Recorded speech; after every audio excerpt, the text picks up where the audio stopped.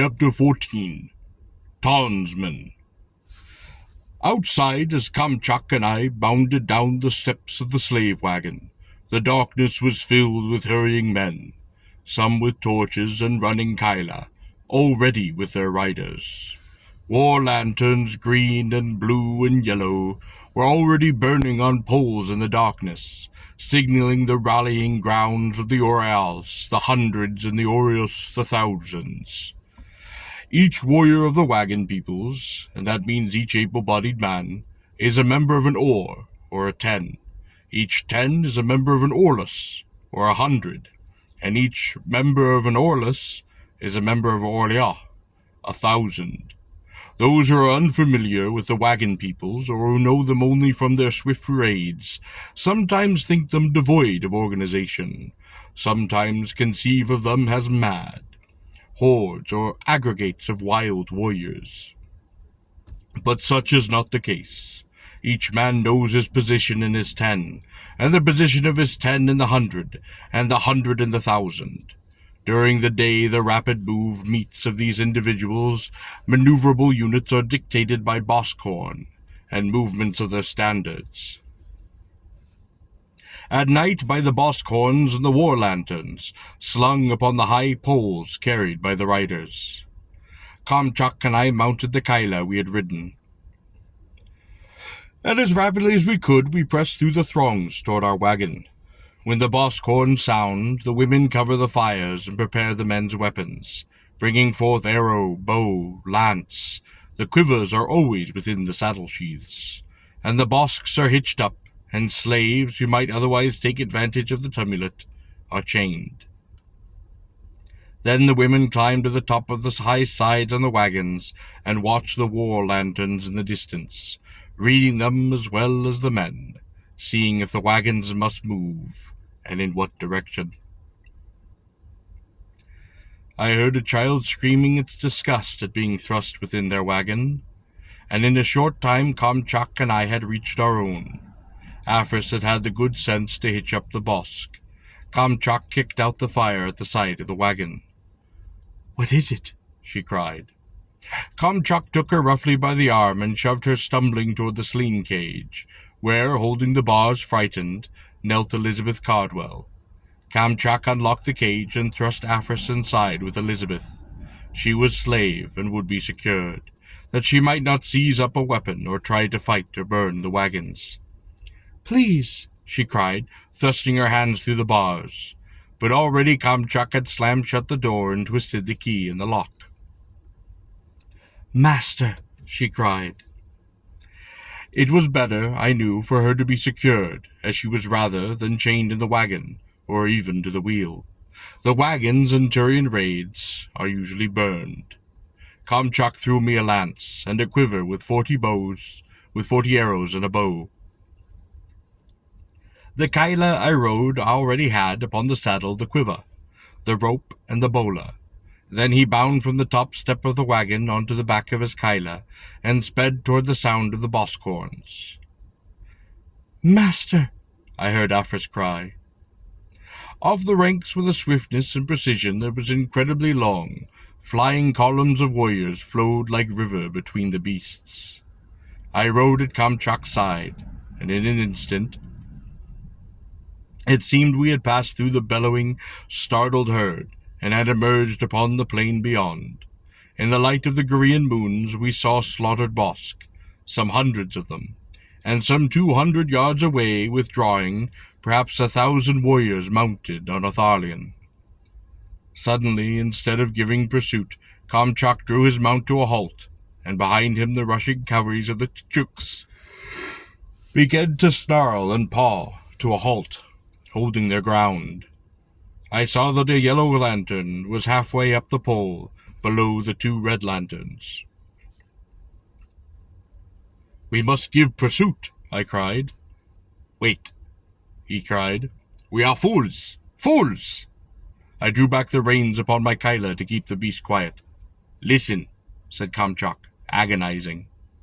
In the distance we heard a sound like the thundering of wings, and against the 3 white moons of Gor, to my dismay, we saw Tarnsman pass overhead, flying towards the camp. There were perhaps 800 to 1,000 of them, and I could hear the notes of the Tarn drum above, controlling the flight of that formation. "We are fools!" cried Kamchak, and wheeling his Kyla in an instant, we were hurtling through the ranks of men back towards the camp. When we had passed through the ranks, which had remained still, those thousands of warriors simply turned their Kyla, and last of them now first, and followed us. "Each to his wagon and war!" cried Kamchak. I saw 2 yellow lanterns and a red lantern raised upon the high pole. I was startled by the appearance of Tarnsmen on the southern plains. The nearest Tarn cavalries, as far as I knew, were to be found far in distant Ar. And surely Great Ar was not at war with the Tuchuks of the southern plains. These must be mercenaries. Kamchuk did not return to his own wagon, but now raced his Kala, followed by 100 men, toward the high ground on which stood the standard of the 4 Bosk horns. This stood the huge wagon of Kutatuchik, called Ulbar of the Tuchuks. Among the wagons the Tarnsmen would have found only slaves, women, and children, but not a wagon had been burned or looted. We heard a new thunder of wings and looked overhead. We saw the Tarnsmen, like a black storm, drum beating and Tarn screaming, streaking by overhead. A few arrows from those who followed us looped weakly up after them, falling again among the wagons. The sewn, painted bosk hides that had covered the domed framework over the vast wagon of Kutatuchik hung slashed and rent from the joined wooden poles of the framework. Where they were not torn, I saw that they had been pierced, as though a knife had been driven through them again and again, only inches apart. There were some 15 or 20 guards slain, mostly by arrows.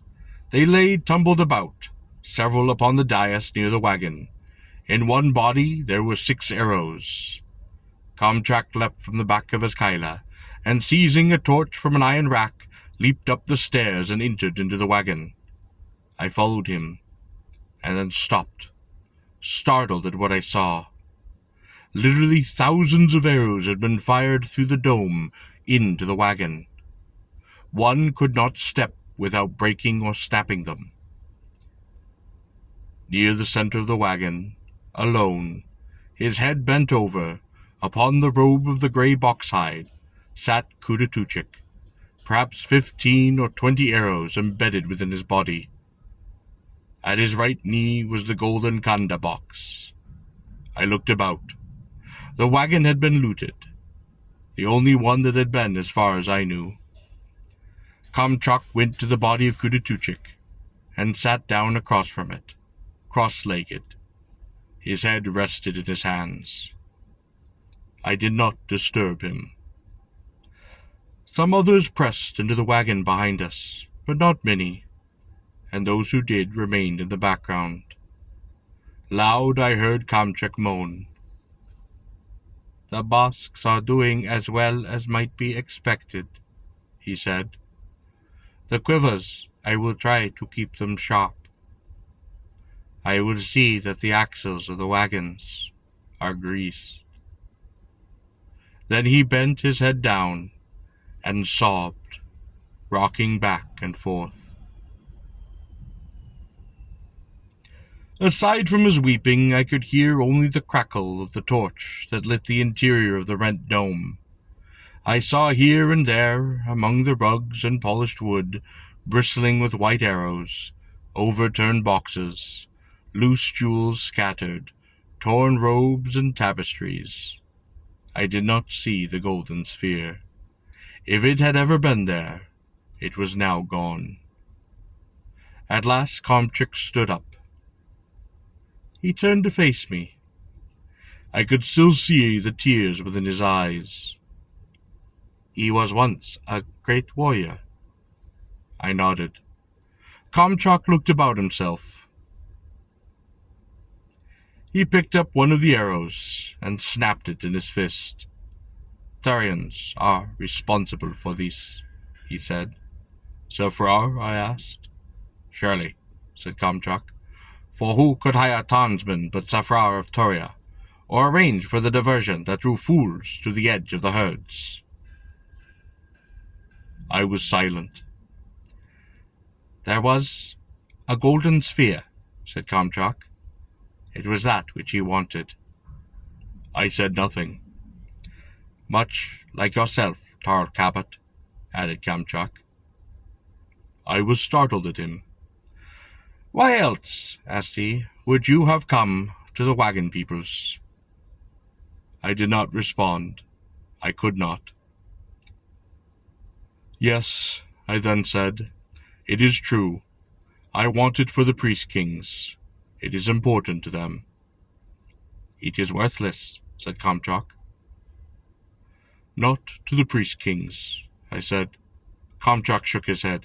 "No, Tarl Kabat," said he, "that golden sphere is worthless."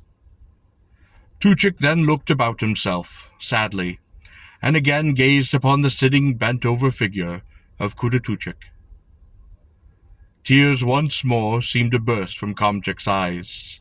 His fists clenched upon the broken remains of the arrow.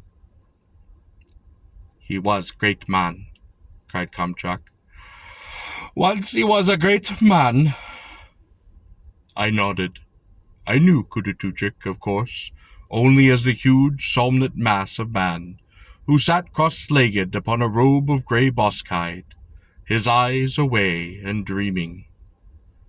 Suddenly Kamchak cried out again in rage, seizing up the golden Kanda box, and hurled it away. "There will now have to be a new Ubar of the Tuchiks," I said softly. Kamchak turned and faced me. "No," he said. "Kutatuchik," I said, "is dead." Kamchak regarded me long and evenly.